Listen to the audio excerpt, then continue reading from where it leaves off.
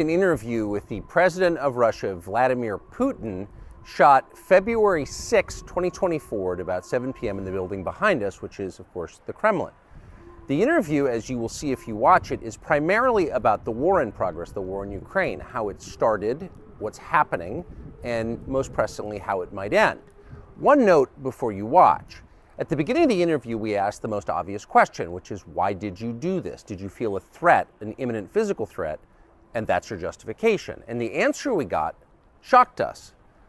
Putin went on for a very long time, probably half an hour, about the history of Russia going back to the 8th century. And honestly, we thought this was a filibustering technique and found it annoying and interrupted him several times. And he responded he was annoyed by the interruption. But we concluded in the end, for what it's worth, that it was not a filibustering technique. There was no time limit on the interview. We ended it after more than 2 hours. Instead, what you're about to see seemed to us sincere, whether you agree with it or not.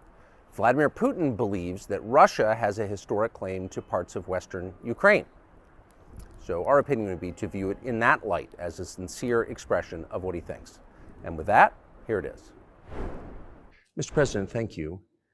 On February 22nd, 2022, you addressed your country in a nationwide address when the conflict in Ukraine started. And you said that you were acting because you had come to the conclusion that the United States, through NATO, might initiate a, quote, surprise attack on our country. And to American ears, that sounds paranoid. Tell us why you believe the United States might strike Russia out of the blue. How did you conclude that? It's not that America, the United States, was going to launch a surprise strike on Russia. I didn't say that. Are we having a talk show or a serious conversation? Here's the quote. Thank you. It's a formidable, serious talk. Because your basic education is in history, as far as I understand. Yes. So if you don't mind, I will take only 30 seconds or 1 minute to give you a short reference to history for giving you a little historical background. Please. Let's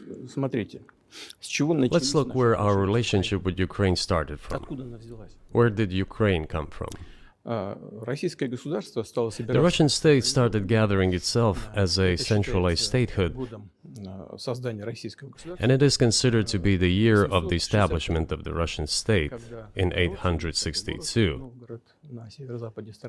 when the townspeople of Novgorod invited a Varangian prince, Rurik, from Scandinavia to reign. In 1862, Russia celebrated the 1000th anniversary of its statehood. And in Novgorod, there is a memorial dedicated to the 1000th anniversary of the country. In 882, Rurik's successor, Prince Oleg, who was actually playing the role of regent at Rurik's younger son, because Rurik had died by that time, came to Kiev. He ousted two brothers who apparently had once been members of Rurik's squad. So Russia began to develop with two centers of power, Kiev and Novgorod. The next very significant date in the history of Russia was 988. This was the baptism of Russia, when Prince Vladimir, the great-grandson of Rurik, baptized Russia and adopted Orthodoxy, or Eastern Christianity. From this time, the centralized Russian state began to strengthen. Why? Because of the single territory, integrated economic ties, one and the same language, and, after the baptism of Russia, the same faith and rule of the prince. The centralized Russian state began to take shape. Back in the Middle Ages, Prince Yaroslav the Wise introduced the order of succession to a throne. But after he passed away, it became complicated for various reasons. The throne was passed not directly from father to eldest son, but from the prince who had passed away to his brother, then to his sons in different lines. All this led to the fragmentation and the end of Rus as a single state. There was nothing special about it. The same was happening then in Europe.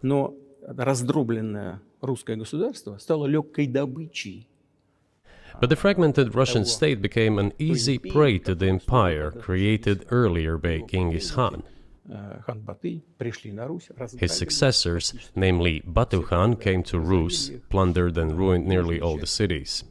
The southern part, including Kiev, by the way, and some other cities, simply lost independence, while northern cities preserved some of their sovereignty. They had to pay tribute to the horde, but they managed to preserve some part of their sovereignty. And then a unified Russian state began to take shape with its center in Moscow.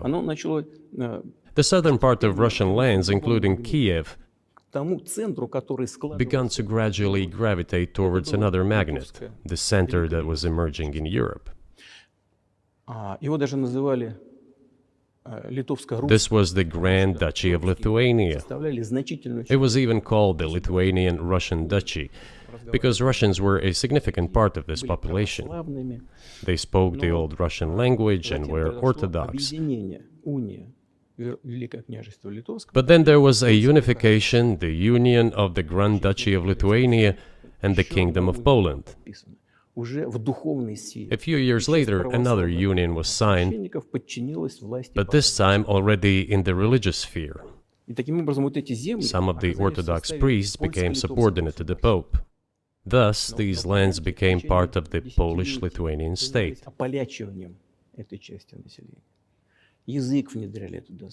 During decades, the Poles were engaged in Polonization of this part of the population.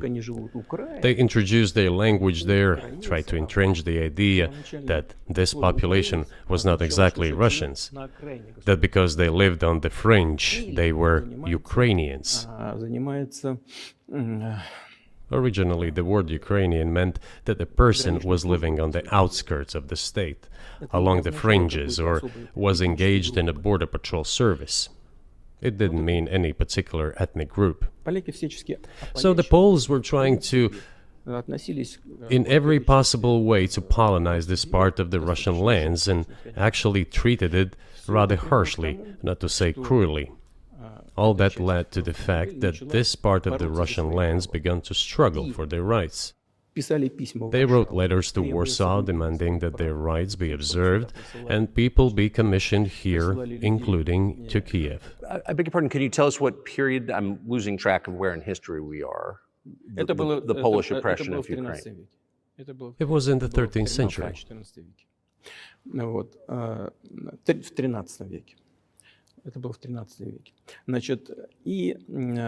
Now I will tell you what happened later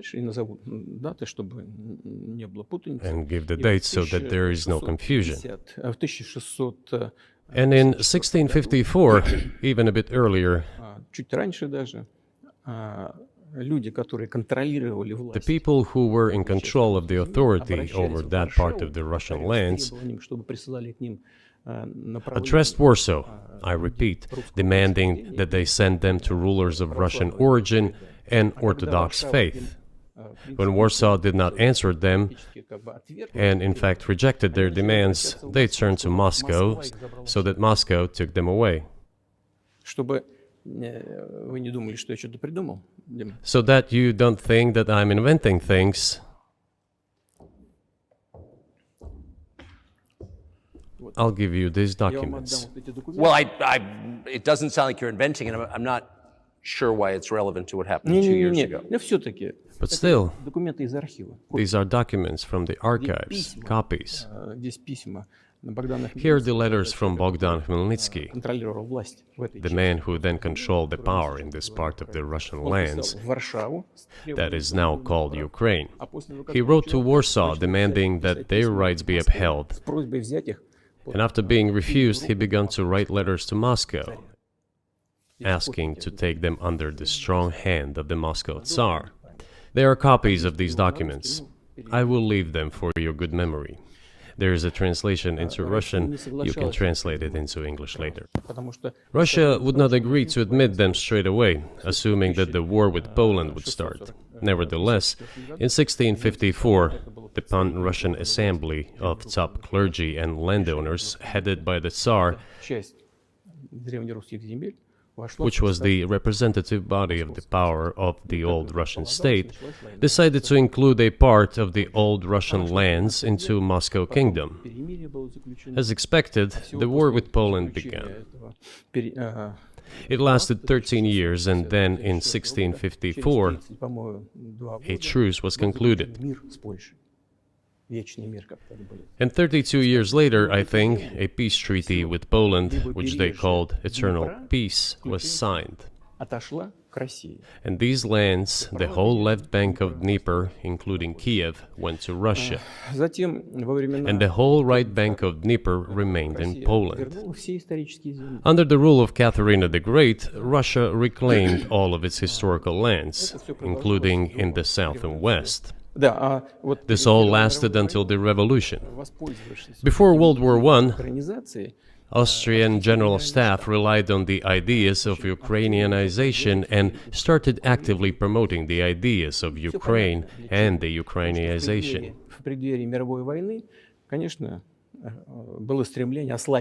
Their motive was obvious. Just before World War I, they wanted to weaken the potential enemy and secure themselves favorable conditions in the border area. So the idea which had emerged in Poland that people residing in that territory were allegedly not really Russians, but rather belonged to a special ethnic group, Ukrainians, started being propagated by the Austrian General Staff. As far back as the 19th century, theorists calling for Ukrainian independence appeared. All those, however, claimed that Ukraine should have a very good relationship with Russia. They insisted on that. After the 1917 revolution, the Bolsheviks sought to restore the statehood, and the civil war began, including the hostilities with Poland. In 1921, peace with Poland was proclaimed, and under that treaty, the right bank of Dnieper River once again was given back to Poland. In 1939, after Poland cooperated with Hitler, it did collaborate with Hitler, you know. Hitler offered Poland peace and a treaty of friendship. An alliance demanding in return that Poland give back to Germany the so-called Danzig corridor, which connected the bulk of Germany with East Prussia and Königsberg.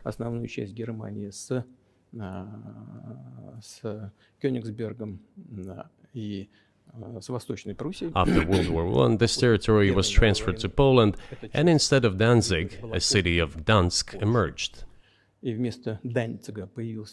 Hitler asked them to give it amicably, but they refused. Of course. Still, they collaborated with Hitler and engaged together in the partitioning of Czechoslovakia. But may I ask you, you're making the case that Ukraine, certainly parts of Ukraine, Eastern Ukraine, is in effect Russia has been for hundreds of years. Why wouldn't you just take it when you became president 24 years ago? You have nuclear weapons, they don't. If it's actually your land, why did you wait so long? I'll tell you. I'm coming to that. This briefing is coming to an end. It might be boring, but it explains many things. I just don't know how it's relevant. Good. Good. I'm so gratified that you appreciate that. Thank you. So, before World War II, Poland collaborated with Hitler, and although it did not yield to Hitler's demands, it still participated in the partitioning of Czechoslovakia together with Hitler, as the Poles had not given the Danzig corridor to Germany and went too far, pushing Hitler to start World War II by attacking them. Why was it Poland against whom the war started on on 1st September 1939? Poland turned out to be uncompromising, and Hitler had nothing to do but start implementing his plans with Poland. By the way, the USSR, I have read some archive documents, behaved very honestly. It asked Poland's permission to transit its troops through the Polish territory to help Czechoslovakia. But the then Polish foreign minister said that if the Soviet planes flew over Poland, they would be downed over the territory of Poland. But that doesn't matter. What matters is that the war began, and Poland fell prey to the policies it had pursued against Czechoslovakia, as under the well-known Molotov-Ribbentrop Pact. Part of the territory, including western Ukraine, was to be given to Russia. Thus, Russia, which was then named the USSR, regained its historical lands. After the victory in the Great Patriotic War, as we call World War II, all those territories were ultimately enshrined as belonging to Russia, to the USSR. As for Poland, it received, apparently in compensation, the lands which had originally been German. The eastern parts of Germany, these are now western lands of Poland. Of course, Poland regained access to the Baltic Sea and Danzig, which was once again given its Polish name. So this was how this situation developed. In 1922, when the USSR was being established, the Bolsheviks started building the USSR and established the Soviet Ukraine, which had never existed before. Right.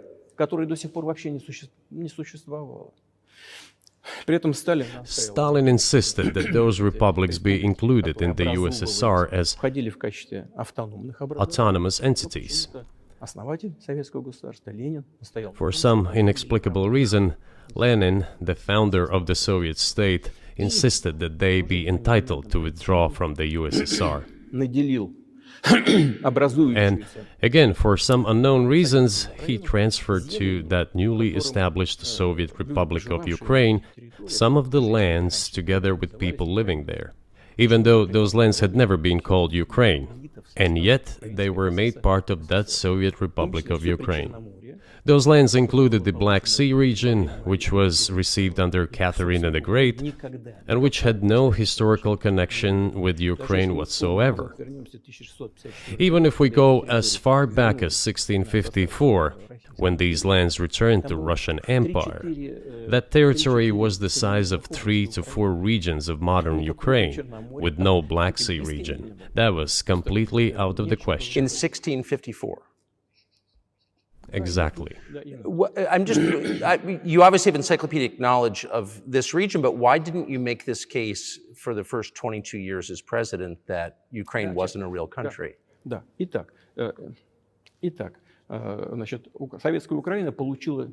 The Soviet Union was given a great deal of territory that had never belonged to it, including the Black Sea region.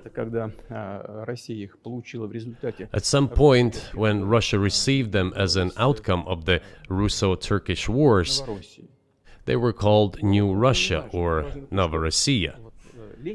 But that does not matter. What matters is that Lenin, the founder of the Soviet state, established Ukraine that way. For decades, the Ukrainian Soviet Republic developed as part of the USSR. And for unknown reasons, again, the Bolsheviks were engaged in Ukrainianization. It was not merely because the Soviet leadership was composed to a great extent of those originating from Ukraine.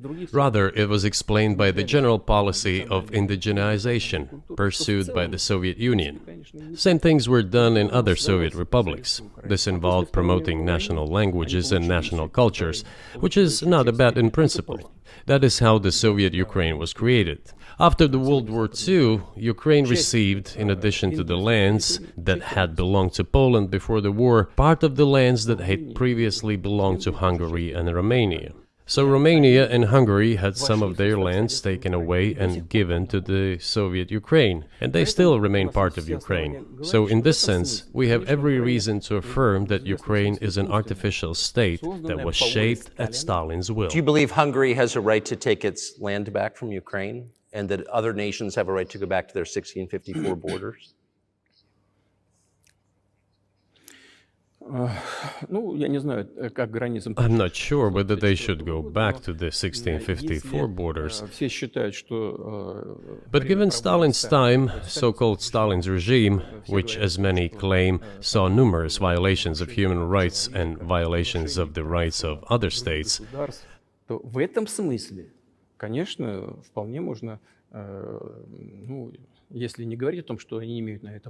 one may say that they could claim back those lands of theirs while having no right to do that. It is at least understandable. Have you told Viktor Orban that he can have part of Ukraine?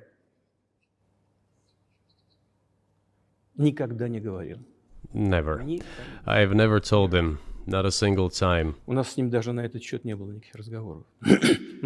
We have not even had any conversation on that, but I actually know for sure that Hungarians who live there wanted to get back to their historical land. Moreover, I would like to share a very interesting story with you. I digress, it's a personal one. Somewhere in the early 80s, I went on a road trip in a car from then Leningrad across the Soviet Union through Kiev. Made a stop in Kiev and then went to western Ukraine. I went to the town of Beregovoye, and all the names of towns and villages there were in Russian and in a language I did not understand, in Hungarian.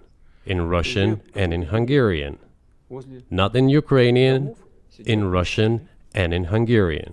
I was driving through some kind of village and there were men sitting next to the houses and they were wearing black three-piece suits and black cylinder hats. I asked, are they some kind of entertainers? I was told, no, they were not entertainers, they're Hungarians. I said, what are they doing here? What do you mean? This is their land, they live here. This was during the Soviet time in the 1980s. They preserved the Hungarian language, Hungarian names, and all their national costumes. They are Hungarians and they feel themselves to be Hungarians. And of course, when now there is an infringement. Well, that is, and there's a lot of that, though. I think many nations, they're upset about Transylvania as well, as you obviously know. But many nations feel frustrated by the redrawn borders of the wars of the 20th century. And wars going back 1,000 years, the ones that you mentioned.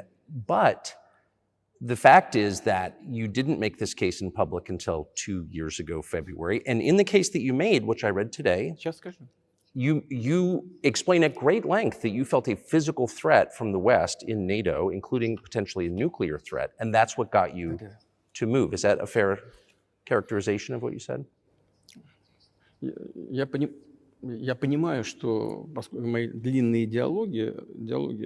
I understand that my long speeches probably fall outside of the genre of the interview. That is why I asked you at the beginning, are we going to have a serious talk or a show? You said a serious talk, so bear with me, please. We're coming to the point where the Soviet Ukraine was established. Then, in 1991, the Soviet Union collapsed, and everything that Russia had generously bestowed on Ukraine was dragged away by the latter. I'm coming to a very important point of today's agenda. Thank you. After all, the collapse of the Soviet Union was effectively initiated by the Russian leadership. I do not understand what the Russian leadership was guided by at the time, but I suspect there were several reasons to think everything would be fine.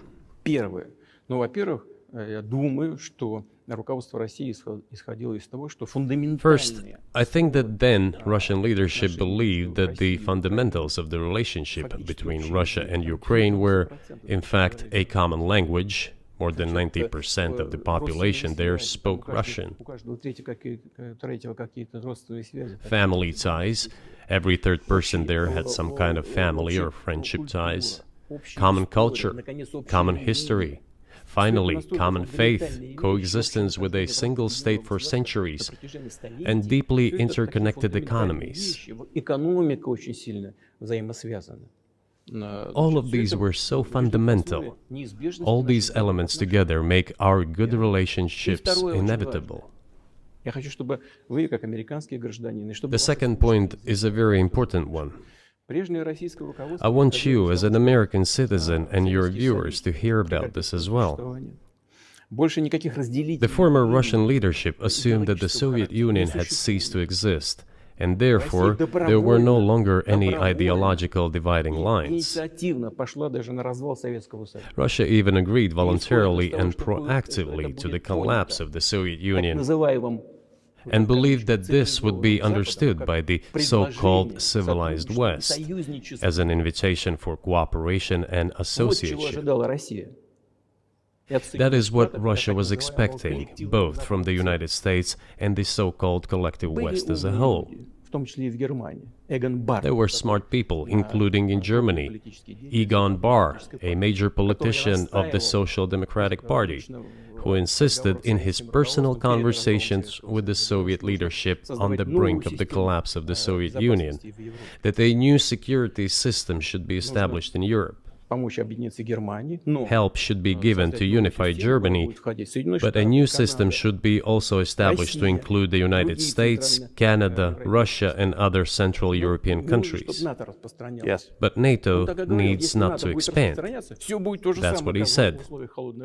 If NATO expands, everything would be just the same as during the Cold War, only closer to Russia's borders. That's all. He was a wise old man, but no one listened to him. In fact, he got angry once. If, he said, you don't listen to me, I'm never setting my foot in Moscow once again. Everything happened just as he had said. Well, of course, it did come true, and you've mentioned this many times. I think it's a fair point, and many in America thought that relations between Russia and the United States would be fine with the collapse of the Soviet Union and the end of the Cold War, that the opposite happened. But you've never explained why you think that happened, except to say that the West fears a strong Russia, but we have a strong China the West does not seem very afraid of. What about Russia do you think convinced policymakers they had to take it down? The West is afraid of strong China more than it fears a strong Russia, because Russia has 150 million people and China has 1.5 billion population, and its economy is growing by leaps and bounds, or 5% a year. It used to be even more. But that's enough for China. As Bismarck once put it, potentials are the most important. China's potential is enormous. It is the biggest economy in the world today in terms of purchasing power parity and the size of the economy. It has already overtaken the United States quite a long time ago, and it is growing at a rapid clip.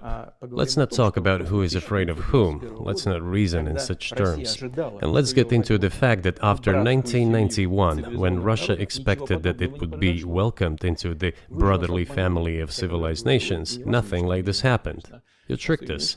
I don't mean you personally when I say you. Of course, I'm talking about the United States. The promise was that NATO would not expand eastward, but it happened 5 times. There were 5 waves of expansion. We tolerated all that. We were trying to persuade them. We were saying, please don't. We are as bourgeois now as you are. We are market economy and there is no communist party power. Let's negotiate. Moreover, I have also said this publicly before. There was a moment when a certain rift started growing between us. Before that, Yeltsin came to the United States. Remember, he spoke in Congress and said the good words, God bless America. Everything he said were signals. Let us in. Remember the developments in Yugoslavia before the Yeltsin was lavished with praise? As soon as the developments in Yugoslavia started, he raised his voice in support of Serbs, and we couldn't but raise our voices for Serbs in their defense. I understand that there were complex processes underway there, I do, but Russia could not help raising its voice in support of Serbs, because Serbs are also a special and close to us nation, with Orthodox culture and so on. It's a nation that has suffered so much for generations. Well, regardless, what is important is that Yeltsin expressed his support. What did the United States do? In violation of international law and the UN Charter, it started bombing Belgrade. It was the United States that let the genie out of the bottle. Moreover, when Russia protested and expressed its resentment, what was said? The UN Charter and international law have become obsolete. Now everyone invokes international law, but at that time they started saying that everything was outdated. Everything had to be changed. Indeed, some things need to be changed, as the balance of power has changed. It's true, but not in this manner. Yeltsin was immediately dragged through the mud, accused of alcoholism, of understanding nothing, of knowing nothing. He understood everything, I assure you. Well, I became president in 2000. I thought, okay, the Yugoslav issue is over, but we should try to restore relations. Let's reopen the door that Russia had tried to go through. And moreover, I said it publicly, I can reiterate. At a meeting here in the Kremlin with the outgoing President Bill Clinton, right here in the next room, I said to him, I asked him, Bill, do you think if Russia asked to join NATO, do you think it would happen? Suddenly he said, you know, it's interesting. I think so. But in the evening, when we met for dinner, he said, you know, I've talked to my team. No, it's not possible now. You can ask him. I think he will watch our interview. He'll confirm it. I wouldn't have said anything like that if it hadn't happened. Okay. Were you sincere? It's impossible now. Would you have joined NATO? Look, I asked the question, is it possible or not? And the answer I got was no. If I was insincere in my desire to find out what the leadership position was... But if he had said yes, would you have joined NATO? If he had said yes, the process of rapprochement would have commenced, and eventually it might have happened, if we had seen some sincere wish on the other side of our partners. But it didn't happen. Well, no means no. Okay, fine. Why do you think that is? Just to get to motive, I know you're clearly bitter about it, I understand, but why do you think the West rebuffed you then? Why the hostility? Why did the end of the Cold War not fix the relationship? What motivates this from your point of view? You said I was bitter about the answer. No, it's not bitterness. It's just a statement of fact. We're not bride and groom, bitterness, resentment. It's not about those kind of matters in such circumstances. We just realized we weren't welcome there, that's all. Okay, fine. But let's build relations in another manner. Let's look for common ground elsewhere. Why we received such a negative response, you should ask your leaders. I can only guess why. Too big a country with its own opinion and so on. And the United States, I've seen how issues are being resolved in NATO. I will give you another example now concerning Ukraine. The US leadership exerts pressure, and all NATO members obediently vote, even if they do not like something. Now, I'll tell you what happened in this regard with Ukraine in 2008, although it's being discussed. I'm not going to open a secret to you, say anything new. Nevertheless, after that we tried to build relations in different ways. For example, the events in the Middle East, in Iraq. We were building relations with the United States in a very soft, prudent, cautious manner. I repeatedly raised the issue that the United States should not support separatism or terrorism in the North Caucasus. But they continue to do it anyway. and political support, information support, financial support, even military support came from the United States and its satellites for terrorist groups in the Caucasus. I once raised this issue with my colleague, also the President of the United States. He says, "It's impossible. Do you have proof?" I said, "Yes." I was prepared for this conversation, and I gave him that proof. He looked at it, and you know what he said? "I apologize, but that's what happened." I'll quote. He says, "Well, I'm gonna kick their ass." We waited and waited for some response. There was no reply. I said to the FSB director, "Write to the CIA, what is the result of the conversation with President?" He wrote once, twice, and then we got a reply. We have the answer in the archive. The CIA replied, "We have been working with the opposition in Russia. We believe that this is the right thing to do, and we will keep on doing it." Just ridiculous. Well, okay. We realized that it was out of the question. Forces in opposition to you. So you're saying the CIA is trying to overthrow your government? Of course, they meant in that particular case the separatists, the terrorists who fought with us in the Caucasus. That's who they called the opposition. This is the second point. The third moment is a very important one, is the moment when the US missile defense system was created. The beginning. We persuaded for a long time not to do it in the United States. Moreover, after was invited by Bush Jr.'s father, Bush Sr., to visit his place on the ocean, I had a very serious conversation with President Bush and his team. I proposed that the United States, Russia, and Europe jointly create a missile defense system that, we believe, if created unilaterally, threatens our security, despite the fact that the United States officially said that it was being created against missile threats from Iran. That was the justification for the deployment of the missile defense system. I suggested working together, Russia, the United States, and Europe. They said it was very interesting. They asked me, "Are you serious?" I said, "Absolutely." Let me ask, what year was this? I don't remember. It is easy to find out on the internet when I was in the USA at the invitation of Bush Sr. It is even easier to learn from someone I'm going to tell you about. I was told it was very interesting. I said, just imagine if we could tackle such a global strategic security challenge together. The world will change. We'll probably have disputes, probably economic and even political ones, but we could drastically change the situation in the world. He says yes, and asks, "Are you serious?" I said, "Of course. We need to think about it," I'm told. I said, "Go ahead, please." Then Secretary of Defense Gates, former director of CIA, and Secretary of State Rice came in here, in this cabinet, right here at this table. They sat on this table. Me, the foreign minister, the Russian defense minister on that side. They said to me, "Yes, we have thought about it. We agree." I said, "Thank God, great, but with some exceptions."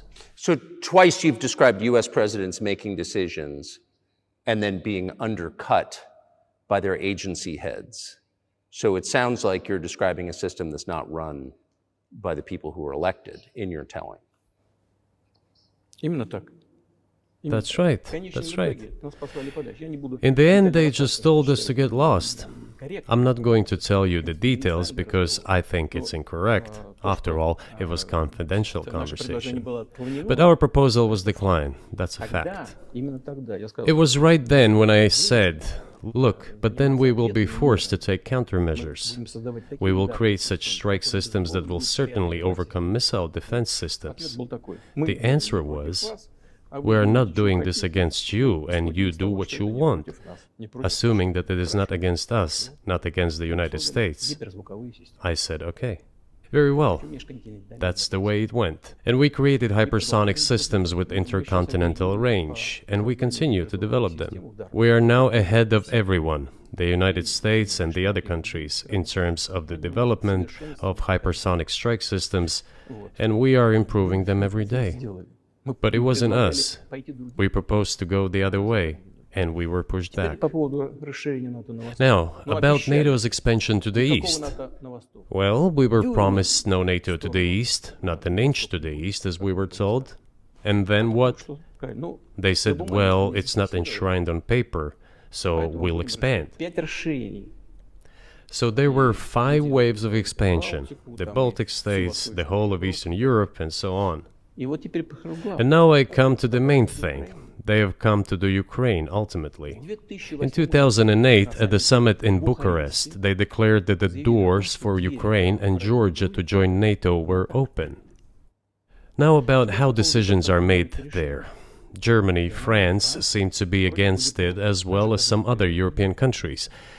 But then, as it turned out later, President Bush, and he's such a tough guy, a tough politician, as I was told later, he exerted pressure on us and we had to agree.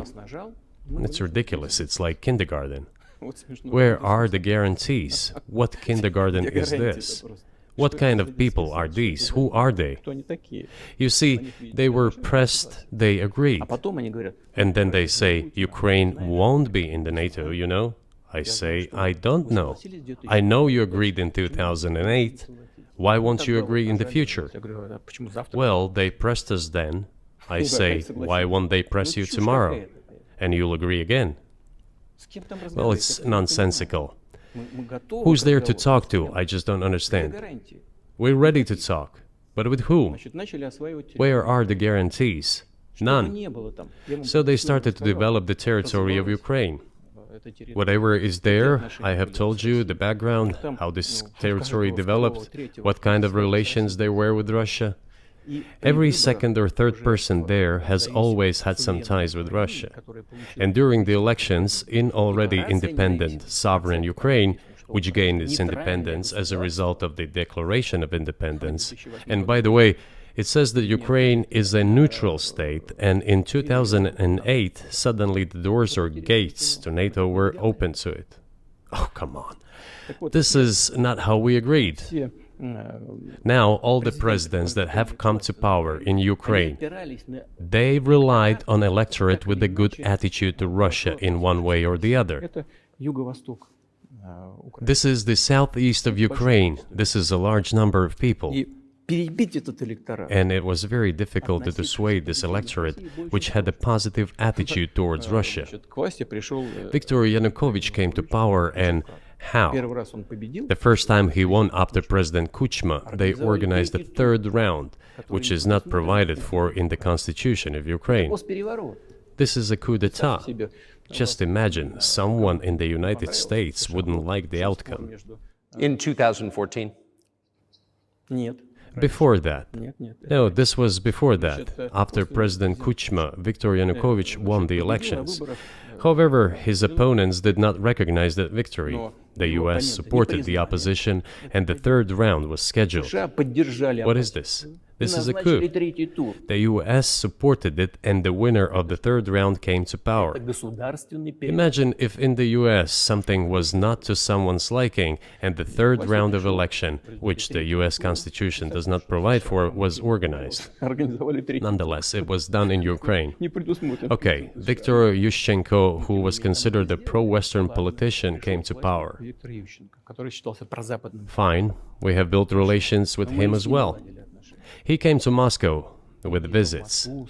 We visited Kiev. I visited too. We met in an informal setting. If he's pro-Western, so be it. It's fine. Let people do their job. The situation should have developed inside the independent Ukraine itself. As a result of Kuchma's leadership, things got worse and Viktor Yanukovych came to power after all. Maybe he wasn't the best president and politician, I don't know. I don't want to give assessments. However, the issue of the association with the EU came up. We have always been lenient to this. Suit yourself. But when we read through the Treaty of Association, it turned out to be a problem for us, since we had a free trade zone and open customs borders with Ukraine, which under this association had to open its borders for Europe, which would have led to flooding of our market. We said, no, this is not going to work. We shall close our borders with Ukraine then. The customs borders, that is. Yanukovych started to calculate how much Ukraine was going to gain, how much to lose, and said to his European partners, I need more time to think before signing. The moment he said that, the opposition began to take destructive steps which were supported by the West. It all came down to Maidan and a coup in Ukraine. So he did more trade with Russia than with the EU. Ukraine did. Of course. It's not even the matter of trade volume, although for the most part it is. It is the matter of cooperation ties, which the entire Ukrainian economy was based on. The cooperation ties between the enterprises were very close since the times of the Soviet Union. One enterprise there used to produce components to be assembled both in Russia and Ukraine and vice versa. They used to be very close ties. A coup d'etat was committed, although I shall not delve into details now, as I find doing it inappropriate, the US told us. Calm Yanukovych down, and we will calm the opposition. Let the situation unfold in the scenario of a political settlement. We said, all right, agreed, let's do it this way. As the Americans requested, Yanukovych did use neither the armed forces nor the police, yet the armed opposition committed a coup in Kiev. What is that supposed to mean? Who do you think you are? I wanted to ask the then US leadership. With the backing of whom? With the backing of CIA, of course. The organization you wanted to join back in the day, as I understand. We should thank God they didn't let you in, although it is a serious organization. I understand. My former vis-a-vis in the sense that I served in the first main directorate, Soviet Union's intelligence service. They have always been our opponents. A job is a job. Technically, they did everything right. They achieved their goal of changing the government. However, from political standpoint, it was a colossal mistake. Surely it was political leadership's miscalculation. They should have seen what it would evolve into. So, in 2008, the doors of NATO were opened for Ukraine. In 2014, there was a coup. They started persecuting those who did not accept the coup, and it was indeed a coup. They created a threat to Crimea, which we had to take under our protection. They launched a war in Donbass in 2014 with the use of aircraft and artillery against civilians. This is when it all started. There is a video of aircraft attacking Donetsk from above. They launched a large-scale military operation, then another one. When they failed, they started to prepare the next one. All this against the background of military development of this territory and opening of NATO's doors. How could we not express concern over what was happening? From our side, this would have been a culpable negligence. That's what it would have been. It's just that the US political leadership pushed us to the line we could not cross, because doing so could have ruined Russia itself. Besides, we could not leave our brothers in faith, in fact, a part of Russian people, in the face of this war machine. But that was 8 years before the current conflict started. So what was the trigger for you? What was the moment where you decided you had to do this?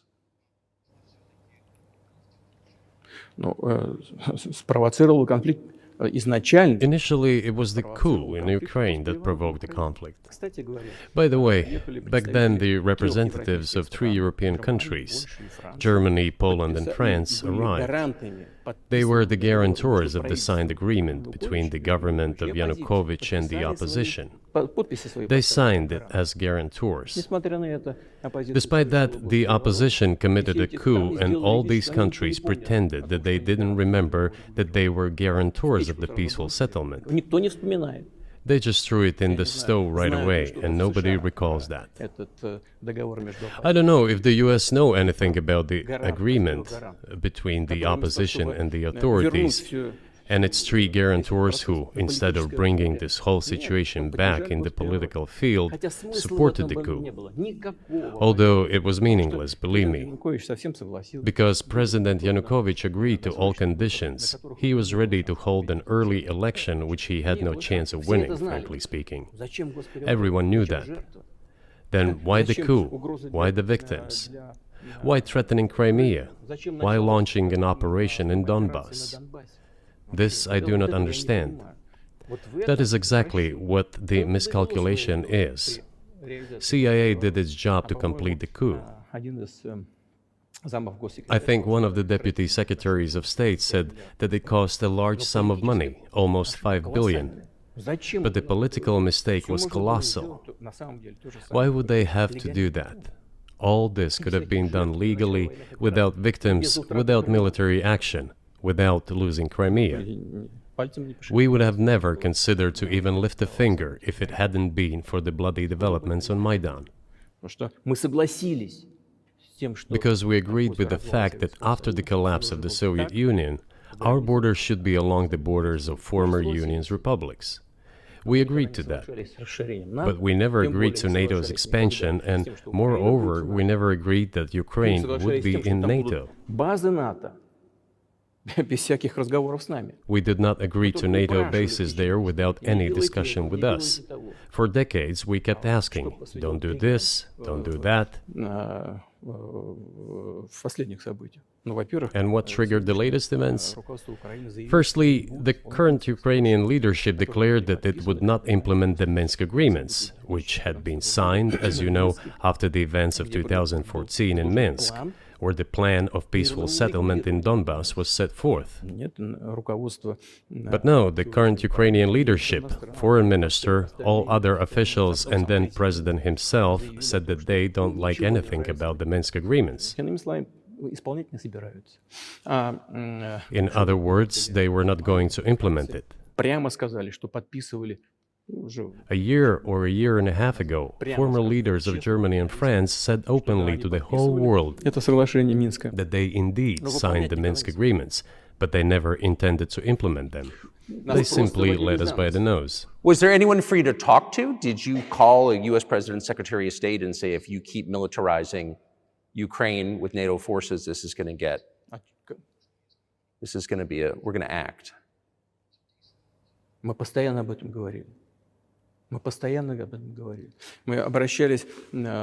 We talked about this all the time.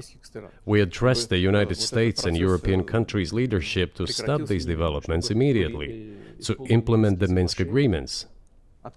Frankly speaking, I didn't know how we were going to do this, but I was ready to implement them. These agreements were complicated for Ukraine. They included lots of elements of those Donbass territories' independence. That's true.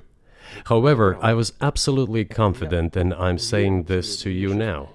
I honestly believe that if we managed to convince the residents of Donbass, and we had to work hard to convince them to return to the Ukrainian statehood, then gradually the wounds would start to heal.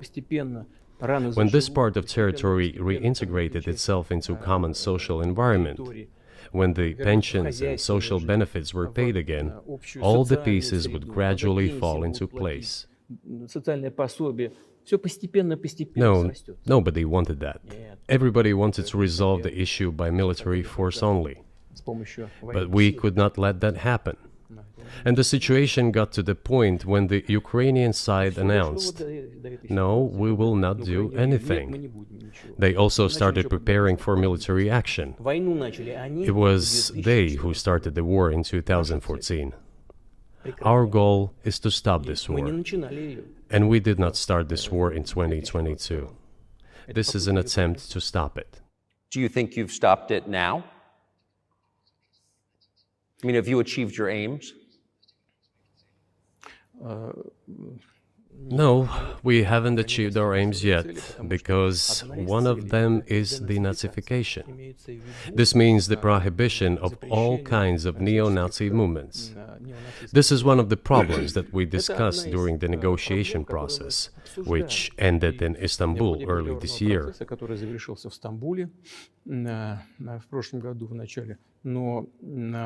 And it was not our initiative, because we were told by the Europeans, in particular, that it was necessary to create conditions for the final signing of the documents. My counterparts in France and Germany said, "How can you imagine them signing a treaty with a gun to their heads? The troops should be pulled back from Kiev." I said, "All right." We withdrew the troops from Kiev. As soon as we pulled back our troops from Kiev, our Ukrainian negotiators immediately threw all our agreements reached in Istanbul into the bin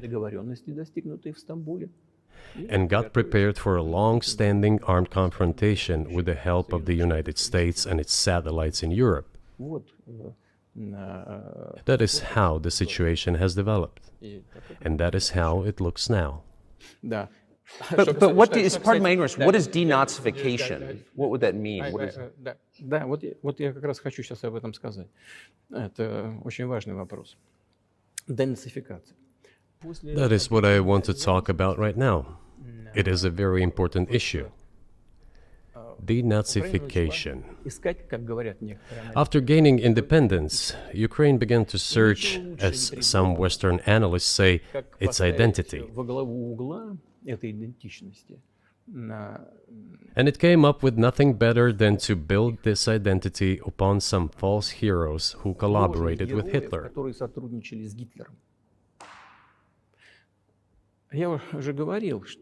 I have already said that in the early 19th century, when the theorists of independence and sovereignty of Ukraine appeared, they assumed that an independent Ukraine should have very good relations with Russia. But due to the historical development, those territories were part of the Polish-Lithuanian Commonwealth. Poland, where Ukrainians were persecuted and treated quite brutally, as well as were subject to cruel behavior.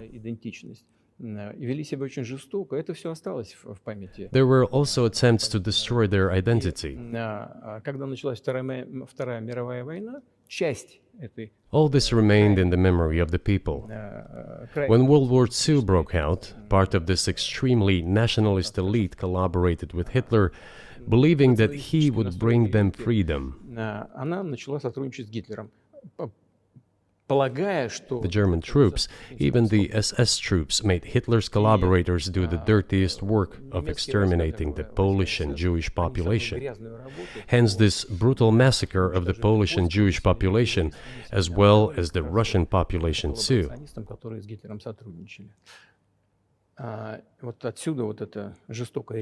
This was led by the persons who are well known, Bandera, Shukevich. It was those people who were made national heroes. That is the problem. And we are constantly told that nationalism and neo-Nazism exist in other countries as well. Yes, they are seedlings, but we uproot them, and other countries fight against them. But Ukraine is not the case. These people have been made into national heroes in Ukraine. Monuments to those people have been erected. They are displayed on flags. Their names are shouted by crowds that walk with torches, as it was in Nazi Germany.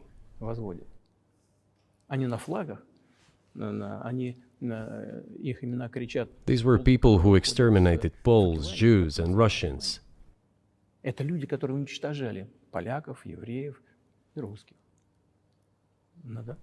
It is necessary to stop this practice and prevent the dissemination of this concept. I say that Ukrainians are part of the one Russian people. They say, no, we are a separate people. Okay, fine. If they consider themselves a separate people, they have the right to do so, but not on the basis of Nazism, the Nazi ideology. Would you be satisfied with the territory that you have now? Нет, закончим. Вы же задали вопрос по неонацизму. и денацификации. I will finish answering the question. You just asked a question about neo-Nazism and denazification. Замалчивается на Западе. Look, the president of Ukraine visited Canada.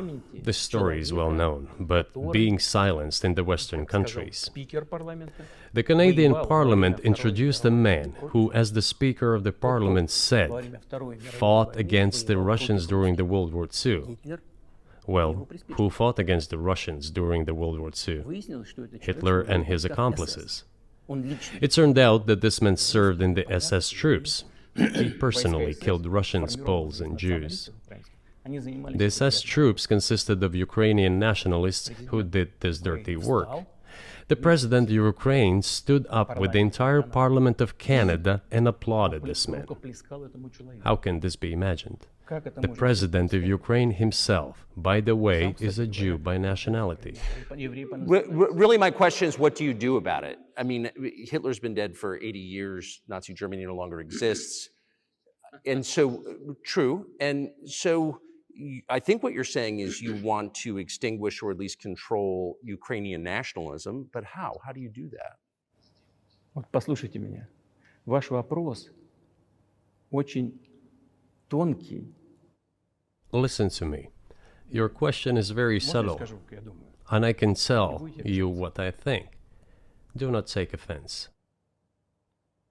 Of course. Он, казалось бы, тонкий, он очень противный, этот вопрос. This question appears to be subtle. It is quite pesky. Значит, You say Hitler has been dead for so many years, 80 years. But his example lives on.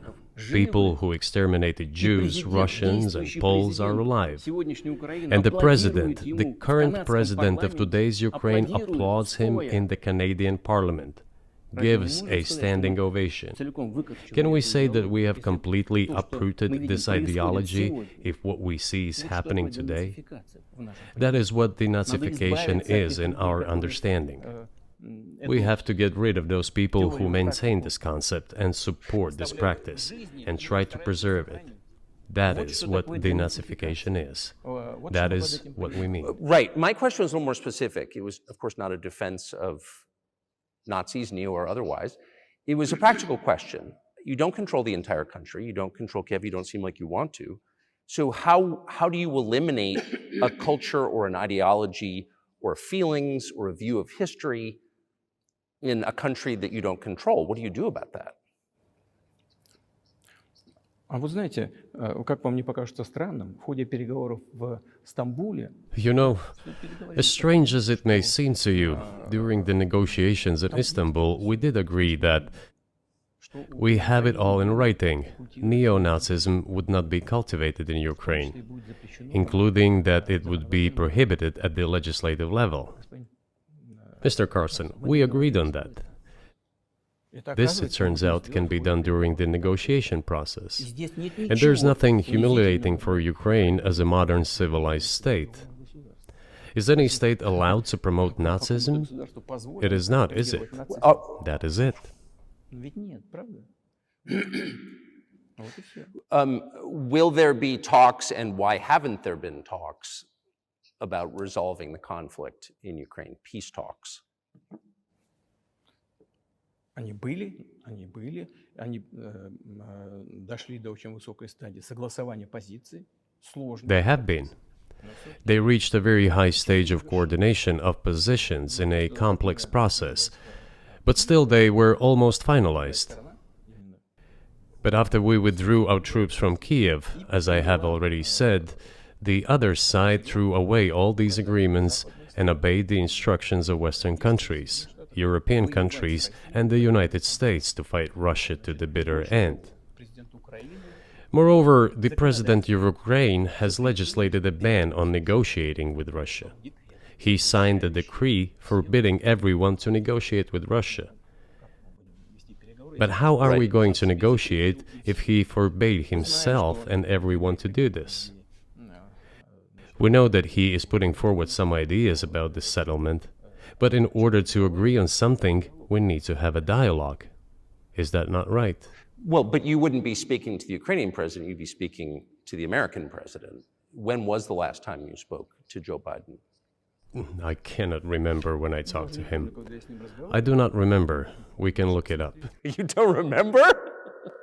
No. Why? Do I have to remember everything? I have my own things to do. We have domestic political affairs. Well, he's funding the war that you're fighting, so I would think that would be memorable. Well, yes, he funds, but I talked to him before the special military operation, of course. And I said to him then, by the way, I will not go into details, I never do, but I said to him then, I believe that you are making a huge mistake of historic proportions by supporting everything that is happening there, in Ukraine, by pushing Russia away. I told him repeatedly, by the way. I think that would be correct if I stop here. What did he say? Ask him, please. It is easier for you. You are a citizen of the United States. Go and ask him. It is not appropriate for me to comment on our conversation. But you haven't spoken to him since before February of 2022?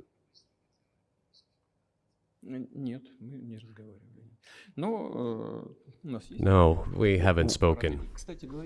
Certain contacts are being maintained, though. Speaking of which, do you remember what I told you about my proposal to work together on a missile defense system? Yes. You can ask all of them. All of them are safe and sound, thank God. The former president, Condoleezza, is safe and sound, and I think Mr. Gates and the current director of the intelligence agency, Mr. Burns, the then ambassador to Russia, in my opinion, are very successful ambassador. They were all witnesses to these conversations. Ask them. Same here. If you are interested in what Mr. President Biden responded to me, ask him. At any rate, I talked to him about it. I'm definitely interested, but from the outside, it seems like this could devolve or evolve into something that brings the entire world into conflict and could initiate a nuclear launch. And so why don't you just call Biden and say, let's work this out?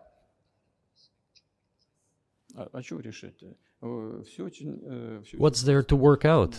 It's very simple. I repeat, we have contacts through various agencies. I will tell you what we are saying on this matter and what we are conveying to the US leadership. If you really want to stop fighting, you need to stop supplying weapons. It will be over within a few weeks. That's it. And then we can agree on some terms. Before you do that, stop. What's easier? Why would I call him? What should I talk to him about? Or beg him for what? And what messages do you get back? You're going to deliver such and such weapons to Ukraine? Oh, I'm afraid, please don't. What is there to talk about? Do you think NATO is worried about this becoming a global war or a nuclear conflict? At least that's what they're talking about. And they're trying to intimidate their own population with an imaginary Russian threat. This is an obvious fact. And thinking people, not Philistines, but thinking people, analysts, those who are engaged in real politics, just smart people, understand perfectly well that this is a fake. They're trying to fuel the Russian threat. The threat I think you're referring to is a Russian invasion of Poland, Latvia, expansionist behavior. Can you imagine a scenario where you sent Russian troops to Poland?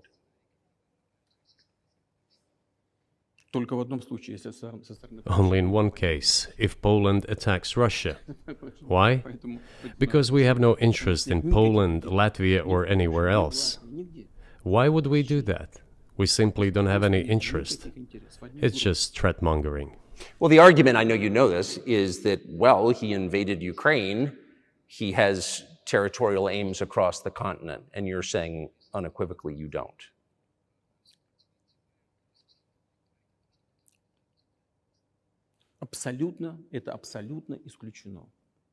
It is absolutely out of the question. You just don't have to be any kind of analyst. It goes against common sense to get involved in some kind of a global war. Глобальная война поставить на грань. And a global war will bring all humanity to the brink of destruction. It's obvious.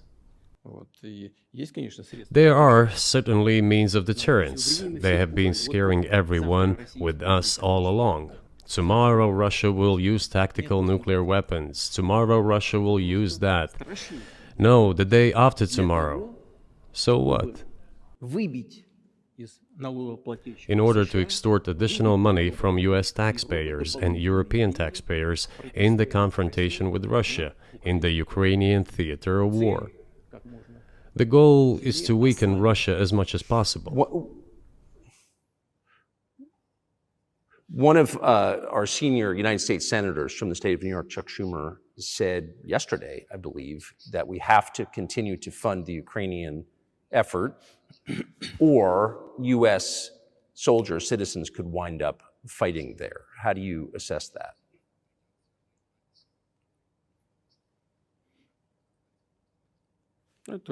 Это провокация. This is a provocation, and a cheap provocation at that.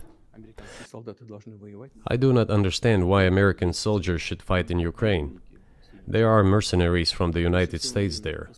The bigger number of mercenaries comes from Poland, with mercenaries from the United States in second place and mercenaries from Georgia in third place.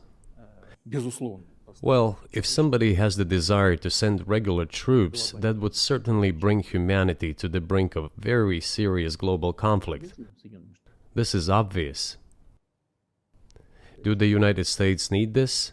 What for? Национальной территории. У вас нечем заниматься. Thousands of miles away from your national territory. На границе полно. Проблемы Don't you have anything better to do? с государством. You have issues on the border, issues with migration, issues with the national debt, more than $33 trillion. You have nothing better to do, so you should fight in Ukraine? Понимая ситуацию, которая складывается. Wouldn't it be better to negotiate with Russia? Make an agreement, already understanding the situation that is developing today, realizing that Russia will fight for its interests to the end? Здравому смыслу. And realizing this, actually return to common sense, start respecting our country and its interests, and look for certain solutions. Мне кажется, что это гораздо умнее. It seems to me that this is much smarter and more rational. Who blew up Nord Stream? You for sure. I was busy that day. Nate, do you have I did not blow up Nord Stream. Thank you, though. У вас лично, может быть, есть алиби. У вас лично. You personally may have an alibi, but the CIA has no such alibi. Do you have evidence that NATO or the CIA did it?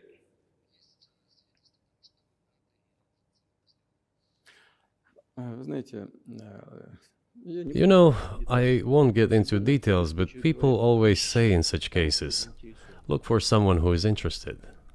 But in this case, we should not only look for someone who is interested, but also for someone who has capabilities. Because there may be many people interested, but not all of them are capable of sinking to the bottom of the Baltic Sea and carrying out this explosion. These two components should be connected. Who is interested and who is capable of doing it? But I'm confused. I mean, that's the biggest act of industrial terrorism ever, and it's the largest emission of CO2 in history. Okay, so if you had evidence, and presumably given your security services, your intel services, you would, that NATO, the US, CIA, the West, did this, why wouldn't you present it and win a propaganda victory? In the war of propaganda, it is very difficult to defeat the United States, because the United States controls all the world's media and many European media. The ultimate beneficiary of the biggest European media are American financial institutions. Don't you know that? So it is possible to get involved in this work, but it is cost prohibitive, so to speak.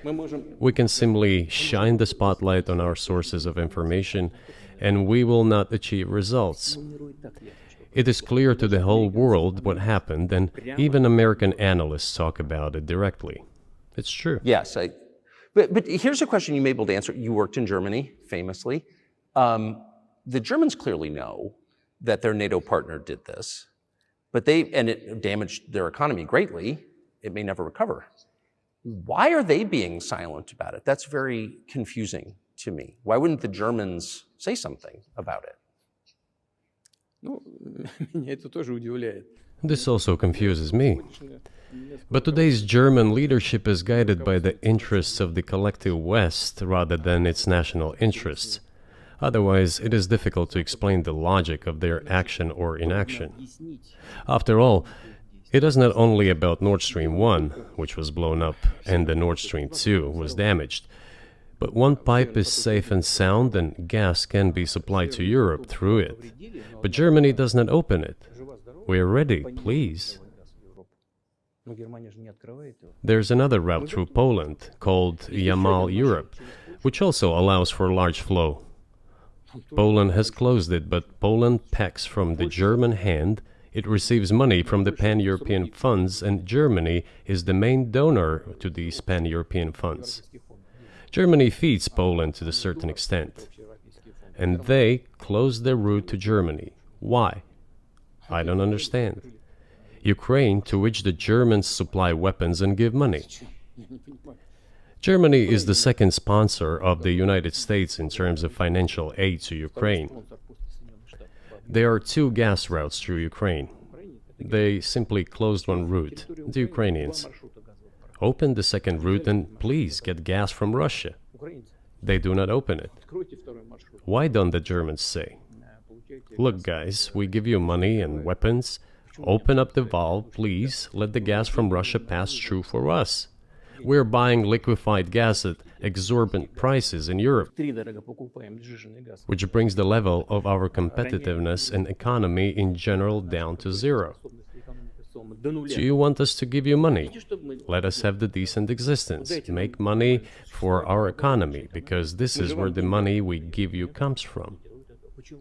They refuse to do so. Why? Ask them. That is what is like in their heads.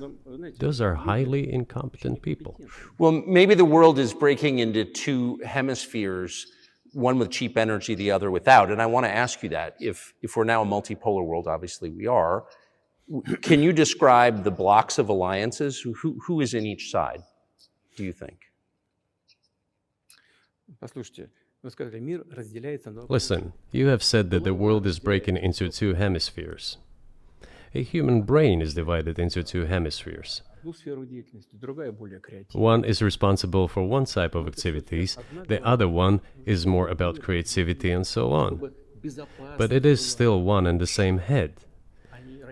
The world should be a single whole. Security should be shared rather than meant for the golden billion. That is the only scenario where the world could be stable, sustainable, and predictable. Until then, while the head is split in two parts, it is an illness, a serious adverse condition. It is a period of severe disease that the world is going through now. But I think that, thanks to honest journalism, this work is akin to work of the doctors. This could somehow be remedied. Well, let's just give one example, the US dollar, which has kind of united the world in a lot of ways, maybe not to your advantage, but certainly to ours. Is that going away as the reserve currency, the universally accepted currency? How have sanctions, do you think, changed the dollar's place in the world?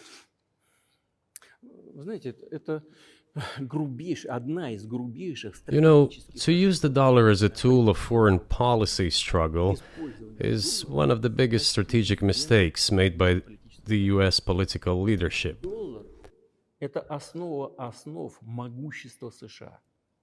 The dollar is the cornerstone of the United States power. I think everyone understands very well that no matter how many dollars are printed, they are quickly dispersed all over the world.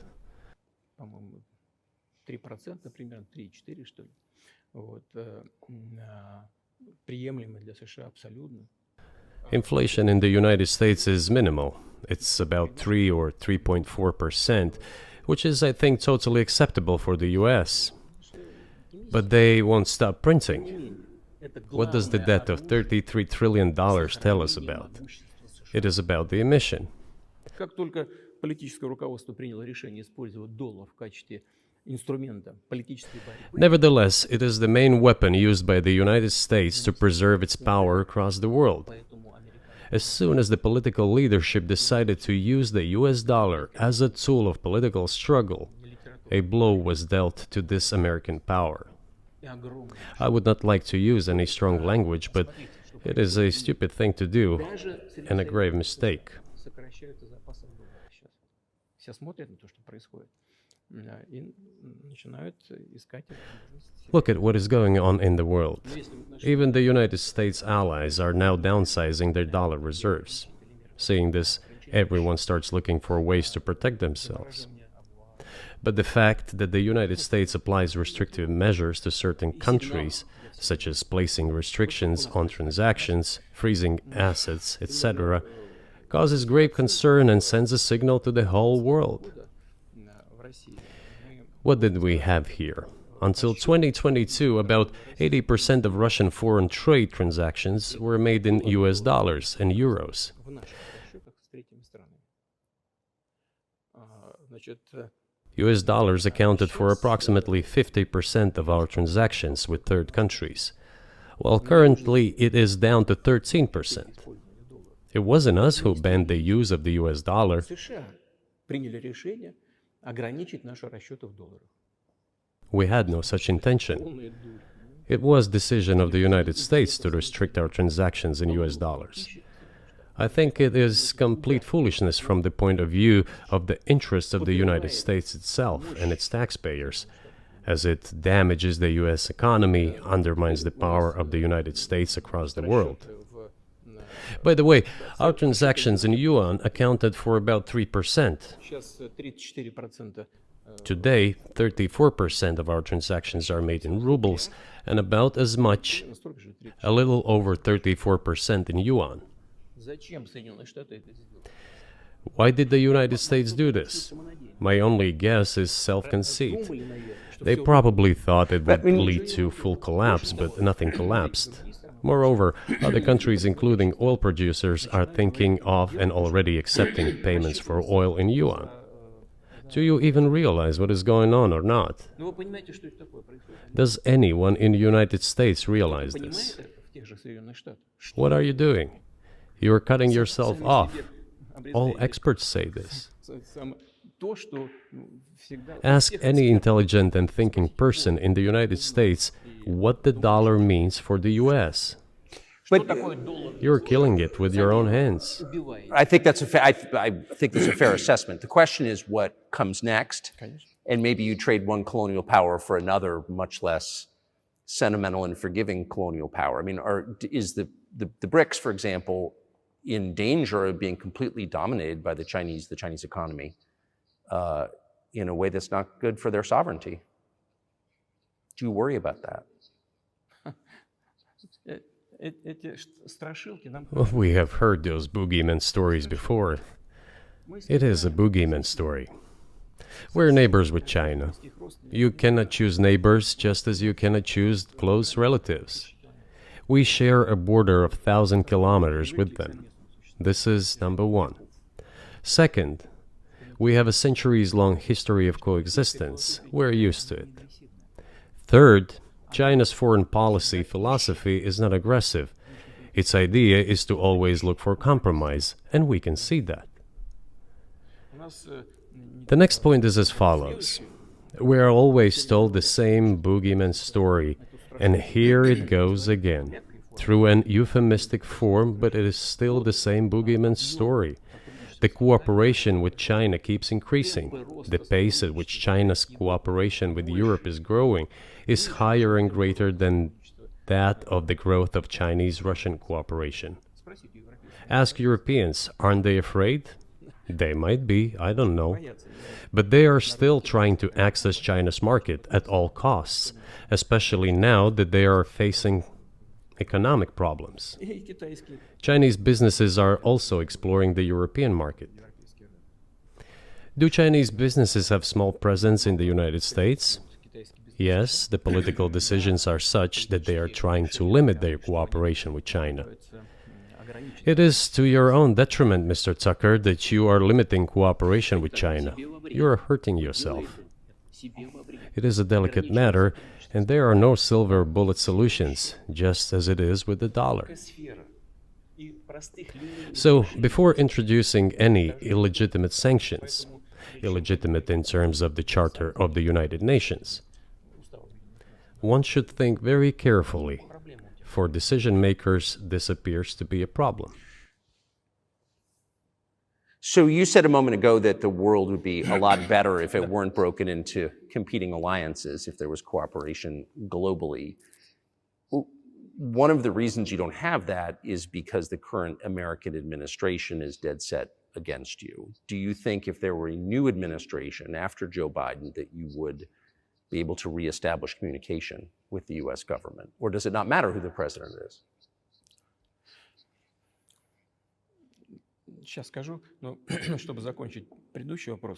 I will tell you, but let me finish the previous thought. We, together with my colleague and friend, President Xi Jinping, set a goal to reach $200 billion of mutual trade with China this year. We have exceeded this level. According to our figures, our bilateral trade with China totals already $230 billion, and the Chinese statistics says it is $240 billion. One more important thing. Our trade is well balanced, mutually complementary in high-tech, energy, scientific research and development. It is very balanced.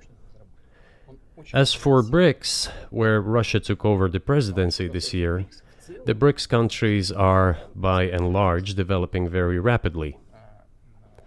Look, if memory serves me right, back in 1992, the share of the G7 countries in the world economy amounted to 47%, whereas in 2022 it was down to, I think, a little over 30%. The BRICS countries accounted for only 16% in 1992, but now their share is greater than that of the G7.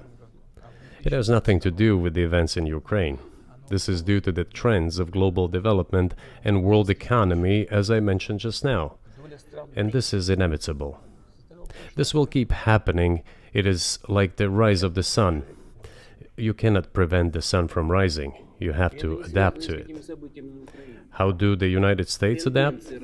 With the help of force, sanctions, pressure, bombings, and use of armed forces. This is about self-conceit. Your political establishment does not understand that the world is changing under objective circumstances. And in order to preserve your level, even if someone aspires, pardon me, to the level of dominance, you have to make the right decisions in a competent and timely manner. Such brutal actions, including with regard to Russia and, say, other countries, are counterproductive. This is an obvious fact. It has already become evident. You just asked me if another leader comes and changes something. It is not about the leader. It is not about the personality of a particular person. I had a very good relationship with, say, Bush.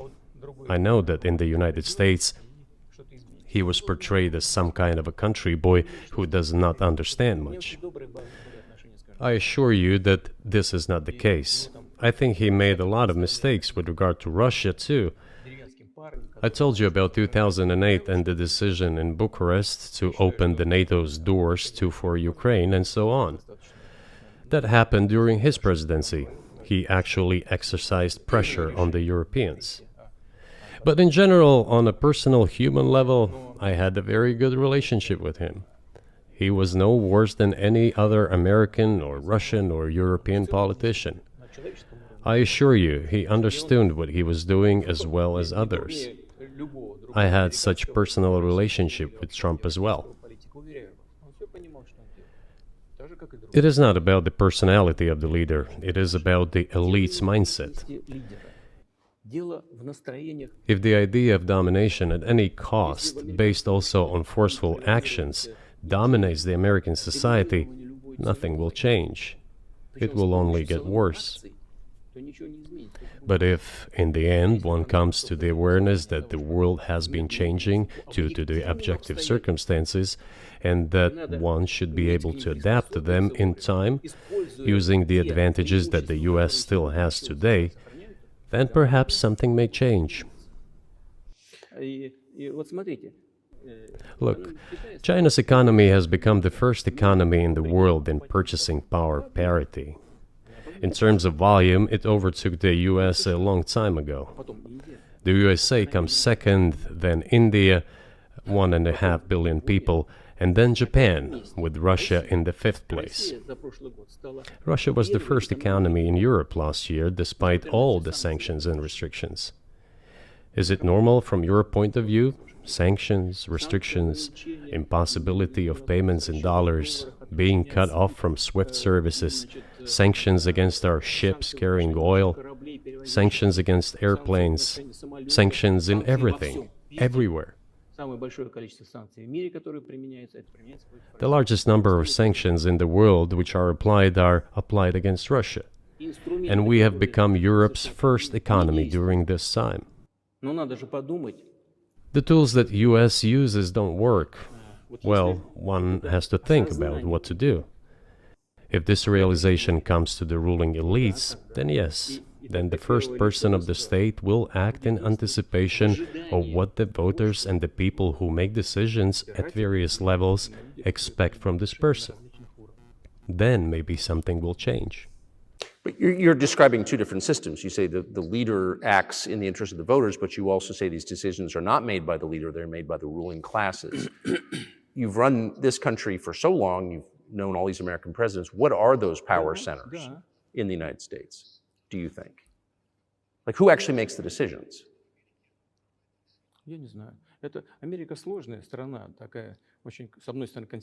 I don't know.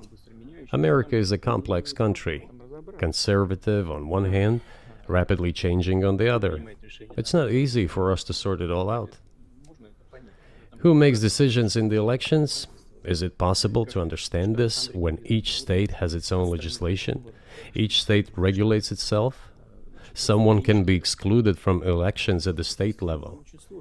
It is a two-stage electoral system. It is very difficult for us to understand it. Certainly, there are two parties that are dominant, the Republicans and the Democrats, and within this party system, the centers that make decisions, that prepare decisions.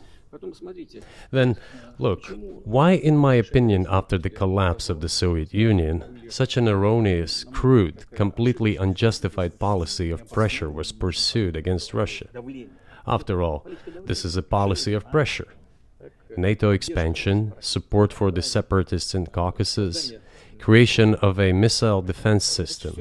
These are all elements of pressure. Pressure, pressure, pressure.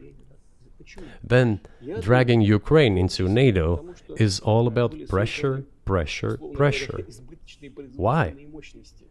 I think, among other things, because excessive production capacities were created.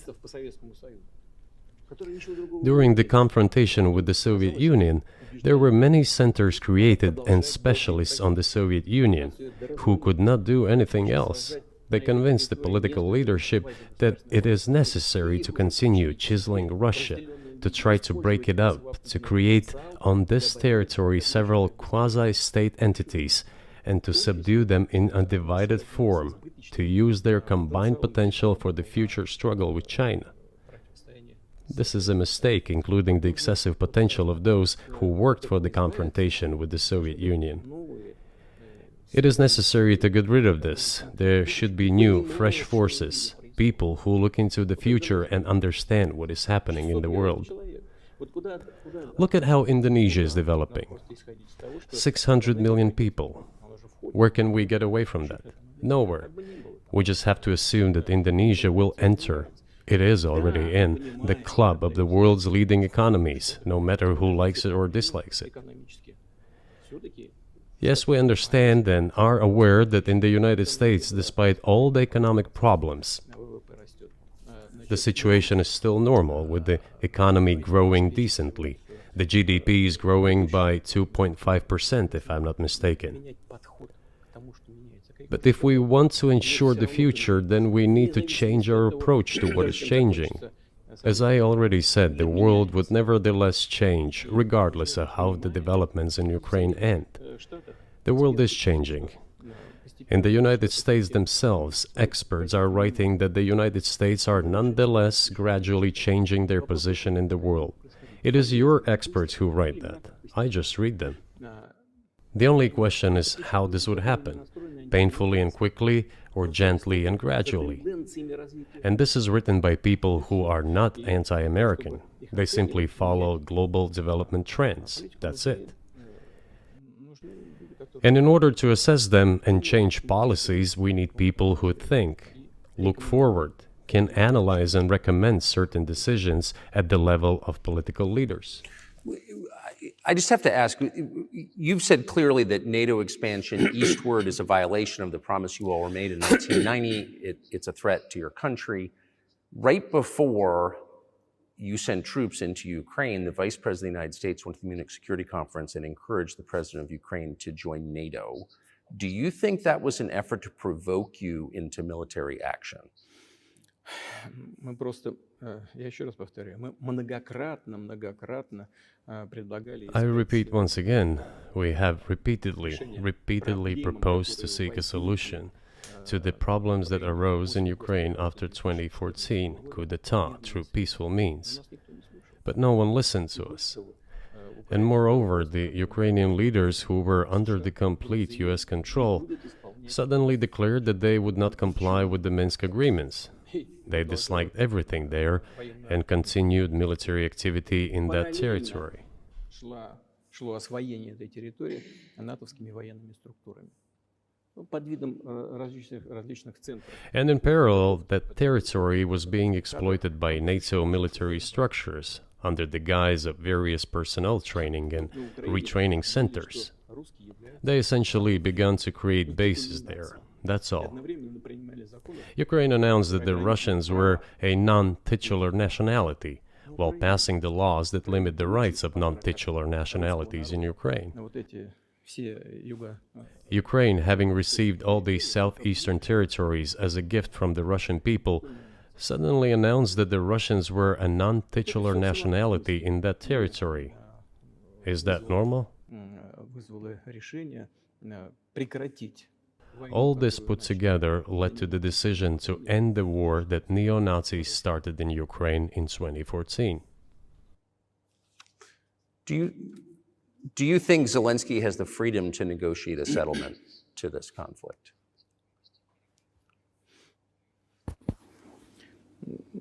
I don't know the details. Of course, it's difficult for me to judge.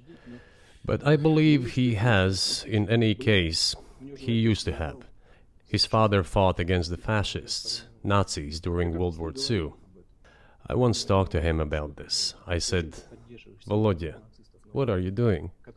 Why are you supporting neo-Nazis in Ukraine today, while your father fought against fascism? He was a front-line soldier. I will not tell you what he answered. This is a separate topic, and I think it's incorrect for me to do so. But as to the freedom of choice, why not? He came to power on the expectations of Ukrainian people that he would lead Ukraine to peace. He talked about this. It was thanks to this that he won the elections overwhelmingly. But then, when he came to power, in my opinion, he realized two things. Firstly, it is better not to clash with neo-Nazis and nationalists, because they are aggressive and very active. You can expect anything from them. And secondly, the US-led West supports them and will always support those who antagonize with Russia. It is beneficial and safe. So he took the relevant position despite promising his people to end the war in Ukraine. He deceived his voters. But do you think at this point, as of February 2024, he has the latitude, the freedom, to speak with you or your government directly about putting an end to this, which clearly isn't helping his country or the world? Can he do that, do you think? Ну, а почему нет? Он же Why not? He considers himself head of state. He won the elections.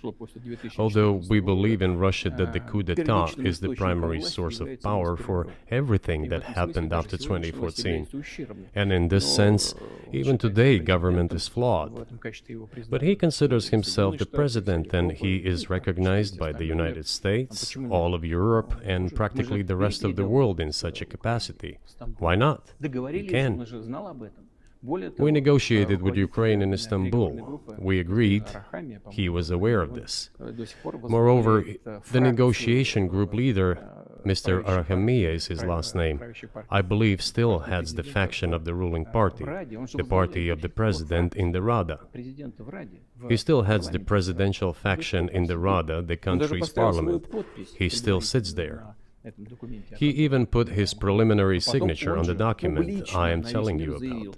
But then he publicly stated to the whole world, we were ready to sign this document, but Mr. Johnson, then the Prime Minister of Great Britain, came and dissuaded us from doing this, saying it was better to fight Russia. They would give everything needed for us to return what was lost during the clashes with Russia. And we agreed with this proposal. Look, his statement has been published. He said it publicly. Can they return to this or not? The question is, do they want it or not? Further on, President of Ukraine issued a decree prohibiting negotiations with us. Let him cancel that decree, and that's it. We have never refused negotiations, indeed. We hear all the time, is Russia ready? Yes, we have not refused. It was them who publicly refused. Well, let him cancel his decree and enter into negotiations. We have never refused. And the fact that they obeyed the demand or persuasion of Mr. Johnson, the former Prime Minister of Great Britain, seems ridiculous and very sad to me. Because, as Mr. Arahamiya put it, we could have stopped those hostilities with war a year and a half ago already. But the British persuaded us and we refused this. Where is Mr. Johnson now? And the war continues. That's a good question. Where do you think he is and why did he do that?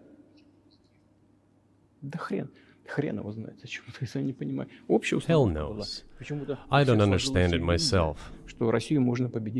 There was a general starting point. For some reason, everyone had the illusion that Russia could be defeated on the battlefield. Because of arrogance, because of a pure heart, but not because of a great mind. You've described the connection between Russia and Ukraine. You've described Russia itself a couple of times as orthodox. That's central to your understanding of Russia. You've said you're orthodox. What does that mean for you? You're a Christian leader by your own description. So what effect does that have on you?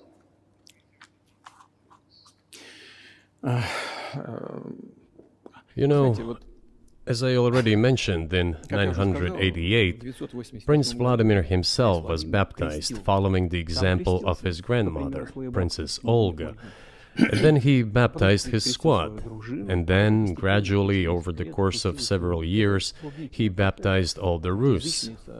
It was a lengthy process, from pagans to Christians. It took many years. But in the end, this orthodoxy, Eastern Christianity, deeply rooted itself in the consciousness of the Russian people. When Russia expanded and absorbed other nations who profess Islam, Buddhism, and Judaism, Russia has always been very loyal to those people who profess other religions. This is her strength. This is absolutely clear. And the fact is that the main postulates, main values are very similar, not to say the same, in all world religions I've just mentioned, and which are the traditional religions of the Russian Federation, Russia. By the way, Russian authorities were always very careful about the culture and religion of those people who came into the Russian Empire. This, in my opinion, forms the basis of both security and stability of the Russian statehood. All the peoples inhabiting Russia basically consider it their motherhood.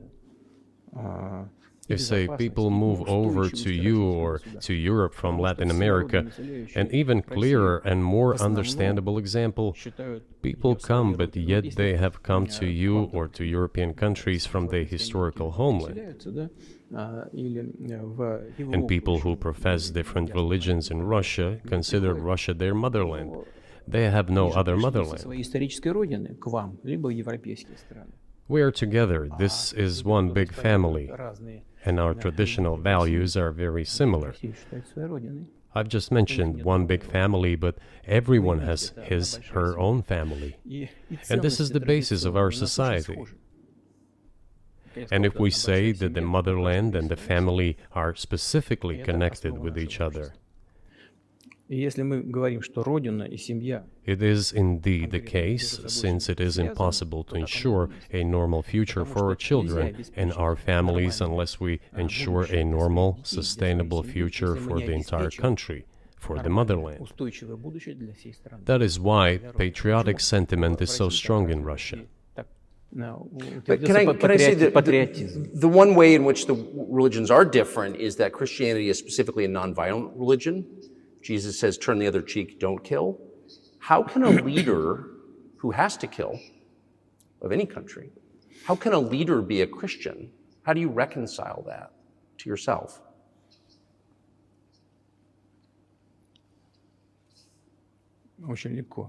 It is very easy when it comes to protecting oneself and one's family, one's homeland. We won't attack anyone. When did the developments in Ukraine start? Since the coup d'etat and the hostilities in Donbass began, that's when they started. And we're protecting our people, ourselves, our homeland, and our future. As for religion in general, you know, it's not about external manifestations. It's not about going to church every day or banging your head on the floor. It is in the heart. And our culture is so human-oriented. Dostoevsky, who was very well known in the West and the genius of Russian culture, Russian literature, spoke a lot about this, about the Russian soul.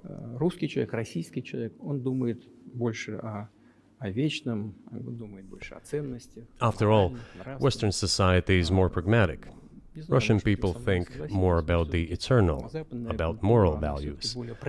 I don't know, maybe you won't agree with me, but Western culture is more pragmatic after all.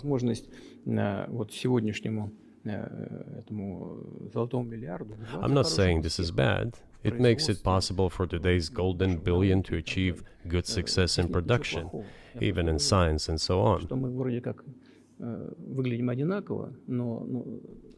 There's nothing wrong with that.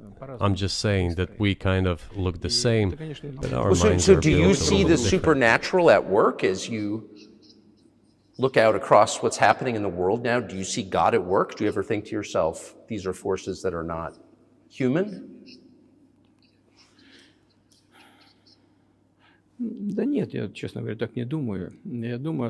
No, to be honest, I don't think so.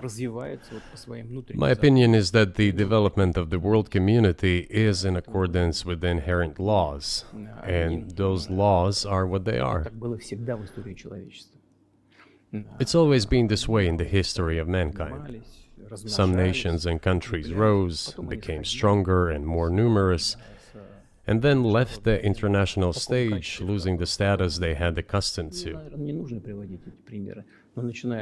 There's probably no need for me to give examples, but we could start with the Genghis Khan and horde conquerors, the Golden Horde, and then end with the Roman Empire. It seems that there has never been anything like the Roman Empire in the history of mankind. Nevertheless, the potential of the barbarians gradually grew, as did their population.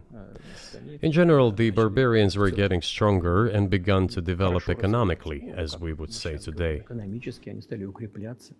This eventually led to the collapse of the Roman Empire and the regime imposed by the Romans.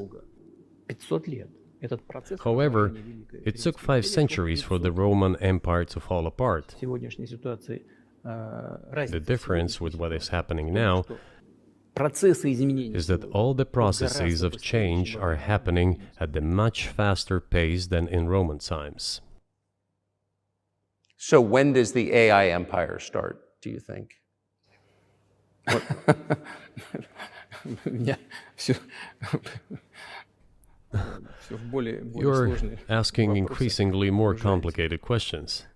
To answer them, you need to be an expert in big Для того, numbers, чтобы big ответить, data, надо быть, and конечно, AI. специалистом в Mankind is сфере currently чисел. facing many threats. В сфере вот Due to этой the genetic researches, it is now possible to create a superhuman, a specialized human being, a genetically engineered athlete, scientist, military man.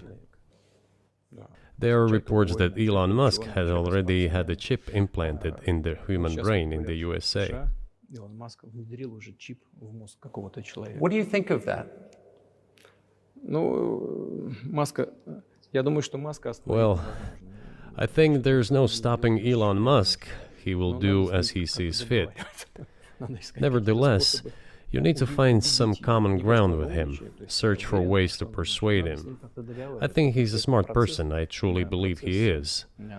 So you need to reach an agreement with him because this process needs to be formalized and subjected to certain rules. Того, что будет происходить с ним в связи с развитием вот этих новейших исследований и технологий.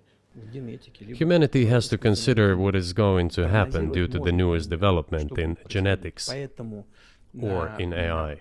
вот One тогда, can make когда an approximate человечество prediction of what will почувствовало happen. угрозу своему существованию от ядерного оружия, все начали обладатели ядерного Once оружия начали mankind между собой felt an договариваться, existential потому threat что coming понимали, from что nuclear их weapons, неаккуратное применение all может nuclear привести nations began to к come to полному terms with one another since Когда they realized наступит the понимание того, negligent что use of nuclear weaponry could беспредельное, drive бесконтрольное humanity to развитие extinction. искусственного интеллекта, либо генетики, либо еще каких-то современных направлений, остановить которые невозможно. It is Всё равно impossible это to не stop будет, так же, research как in genetics невозможно было or остановить AI всю today, такую эпоху, just as it was человечество impossible невозможно to stop the use of gunpowder исследовать back in the в той или day. другой области. Эти исследования все равно будут. Но когда человечество почувствует угрозу для себя, But as soon as we человечества в целом, realize that the threat comes from unbridled and uncontrolled development of AI, or genetics, or any other field, the time will come to reach an international agreement on how to regulate these things.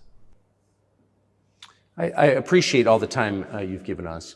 I just got to ask you one last question, and that's about someone who's very famous in the United States, probably not here, Evan Gershkovich, who's the Wall Street Journal reporter. He's 32, and he's been in prison for almost a year. This is a huge story in the United States, and I just want to ask you directly, without getting into the details of it or your version of what happened, if as a sign of your decency, you would be willing to release him to us and we'll bring him back to the United States.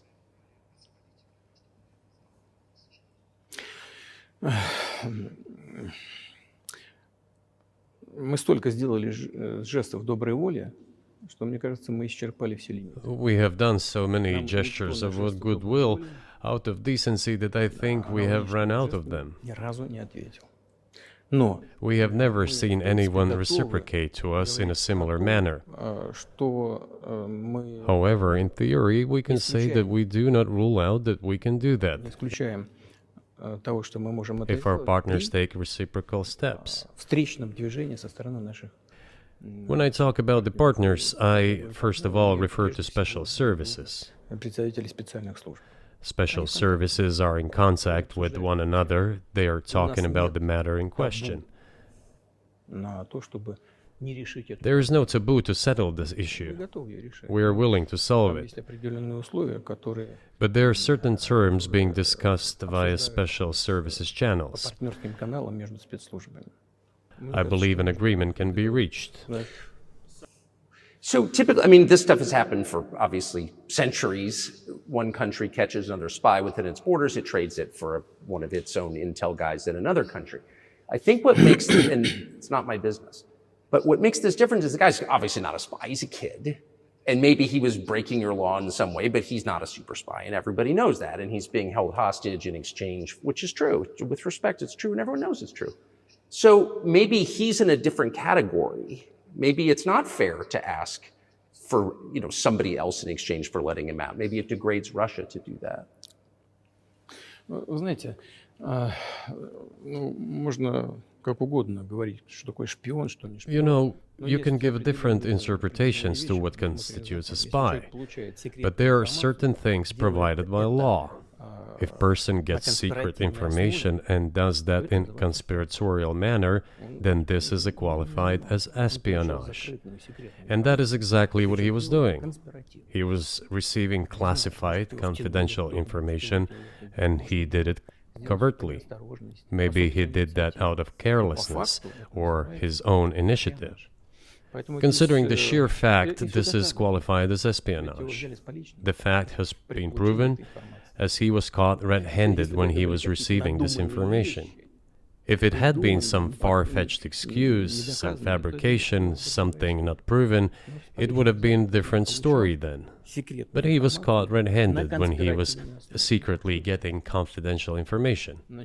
What is it then? But are you suggesting that he was working for the US government or NATO, or he was just a reporter who was given material he wasn't supposed to have? Those seem like very different things. Я не знаю, на кого он работал. Но повторяю еще раз. I don't know who he was working for, but I would like to reiterate that getting classified information in secret is called espionage, and he was working for the US Special Services, some other agencies. I don't think he was working for Monaco, as Monaco is hardly interested in getting that information. It is up to special services to come to an agreement. Some groundwork has been laid. There are people who, in our view, are not connected with special services. Let me tell you a story about a person serving a sentence in an allied country of the US. That person, due to patriotic sentiments, eliminated a bandit in one of the European capitals. During the events in the Caucasus, do you know what he was doing? I don't want to say that, but I will do it anyway. He was laying our soldiers, taken prisoner, on the road and then drove his car over their heads. What kind of person is that? Can he even be called human? But there was a patriot who eliminated him in one of the European capitals. Whether he did it of his own volition or not, that is a different question. Yeah, but Evan Gershkovich didn't do that. I mean, that's a completely different... I mean, this is a 32-year-old newspaper reporter. He committed something different. He's not just a journalist. I reiterate, he's a journalist who was secretly getting confidential information. Yes, it is different, but still, I'm talking about other people who are essentially controlled by the US authorities, wherever they are serving a sentence. There is an ongoing dialogue between the special services. This has to be resolved in a calm, responsible, and professional manner. They are keeping in touch, so let them do their work. I do not rule out that the person you refer to, Mr. Gershkovich, may return to his motherland. By the end of the day, it does not make any sense to keep him in prison in Russia. We want the US Special Services to think about how they can contribute to achieving the goals our special services are pursuing. We are ready to talk. Moreover, the talks are underway. And there have been many successful examples of these talks crowned with success. Probably this is going to be crowned with success as well. But we have to come to an agreement. I hope you let him out. Mr. President, thank you. I also want him to return to his homeland at last. I'm absolutely sincere. But let me say once again, the dialogue continues. The more public we render things of this nature, the more difficult it becomes to resolve them. Everything has to be done in calm manner. I wonder if that's true режиме. with the war, though. Also, I mean, I guess I want to ask one more question, which is, and maybe you don't want to say so for strategic reasons, but are you worried that what's happening in Ukraine could lead to something much larger and much more horrible? And how motivated are you just to call the U.S. government and say, let's come to terms?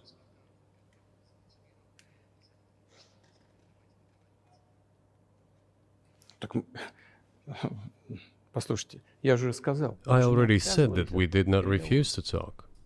We're willing to negotiate. It is the Western side, and Ukraine is obviously a satellite state of the US. It is evident. I do not want you to take it as if I'm looking for a strong word or an insult, but we both understand what is happening. The financial support, 72 billion US dollars, was provided. Germany ranks second, then other European countries come. Dozens of billions of US dollars are going to Ukraine. There's a huge influx of weapons. In this case, you should tell the current Ukrainian leadership to stop and come to negotiating table, rescind this absurd decree. We did not refuse. Sure, but you already said it. I didn't think you meant it as an insult because you already said correctly, it's been reported that Ukraine was prevented from negotiating a peace settlement by the former British Prime Minister acting on behalf of the Biden administration. So of course they're a satellite. Big countries control small countries. That's not new. And that's why I asked about dealing directly with the Biden administration, which is making these decisions, not President Zelensky of Ukraine.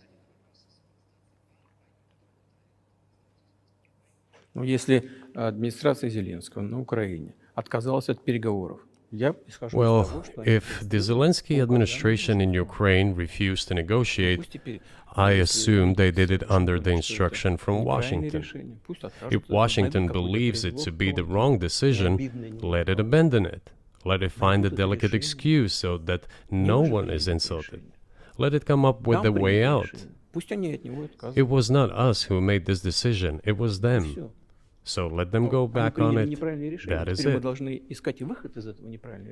However, they made the wrong decision, and now we have to look for a way out of the situation to correct their mistakes. They did it, so let them correct it themselves. We support this. So I just want to make sure I'm not misunderstanding what you're saying. I don't think that I am. I think you're saying you want a negotiated settlement to what's happening in Ukraine.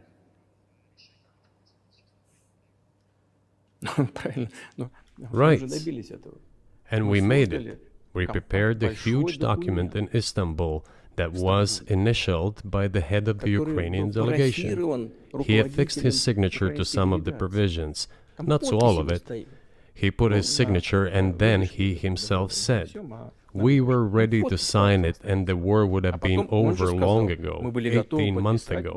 However, Prime Minister Johnson came, talked us out of it, and we missed that chance." Well, you missed it, you made a mistake. Let them get back to that, that is all. Why do we have to bother ourselves and correct somebody else's mistakes? I know one can say it is our mistake.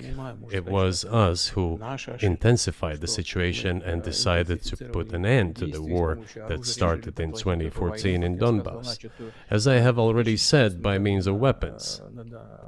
Let me get back to further in history. I already told you this. We were just discussing it. Let us go back to 1991, when we were promised that NATO would not expand, to 2008, when the doors to NATO opened to the declaration of state sovereignty of Ukraine, declaring Ukraine a neutral state. Let us go back to the fact that NATO and US military bases started to appear on the territory of Ukraine, creating threats to us.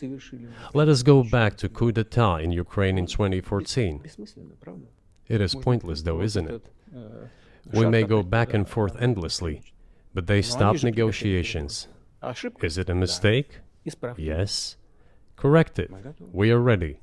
What else is needed? Do you think it's too humiliating at this point for NATO to accept Russian control of what was 2 years ago Ukrainian territory? Я же сказал, I said, let them think how to do it with dignity. There are options if there is a will. Варианты есть. Но если желание. Up until now, there has been the uproar and screaming about inflicting a strategic defeat on Russia on the battlefield. Стратегического поражения России, поражения на Now they are apparently coming to realize that it is difficult to achieve, if possible at all. In my opinion, it is impossible by definition. It is never going to happen. It seems to me that now, those who are in power in the West have come to realize this as well. это осознание пришло. Подумайте теперь. If so, if the realization has set in, they have to think what to do next. We are ready for this dialogue. Would you be willing to say, congratulations, NATO, you won, and just keep the situation where it is now? Ну, вы знаете, это предмет переговоров. You know, it is a subject matter for the negotiations. No one is willing to conduct, or, to put it more accurately, Точнее сказать, хотят. they are willing but do not know how to do it. Я не только вижу, I know they want я to. знаю, что It is not just I see it, but I know they do want it. But they are struggling to understand how to do it. They have driven the situation to the point where we are at. It is not us who have done that. It is our partners, opponents who have done that. Well, now let them think how to reverse the situation. We're not against it. It would be funny if it were not so sad. Да, было бы смешно, если бы не было так грустно. This endless mobilization in Ukraine, the hysteria, the domestic problems, sooner or later it will result in agreement. Истерика, там, внутренние проблемы. You know, this probably sounds strange given the current situation, Все равно мы договоримся. И but the relations between the two peoples will be rebuilt anyway. в сегодняшней ситуации прозвучит. It will take a lot of time, but they will heal. Между народами восстановится. Потребуется много времени. I'll give you very unusual examples. Совсем приведу вам необычный пример. There is a combat encounter on the battlefield.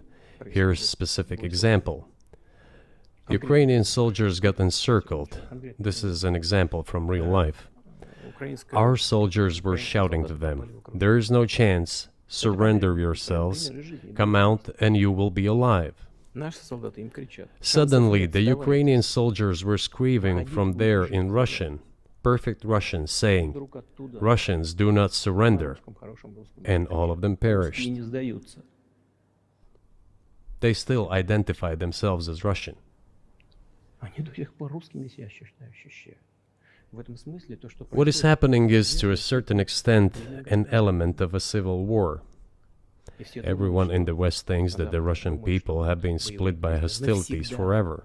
растащили No, they will be reunited. Нет, The unity is still there. воссоединение произойдет. Оно никуда и не делось. Why are the Ukrainian authorities dismantling the Ukrainian Orthodox Church? Растаскивают русскую православную церковь. Because it brings together not only the territory, Объединяет не территорию. it brings together our souls. И No никому one will be able не to удастся separate the soul. злый.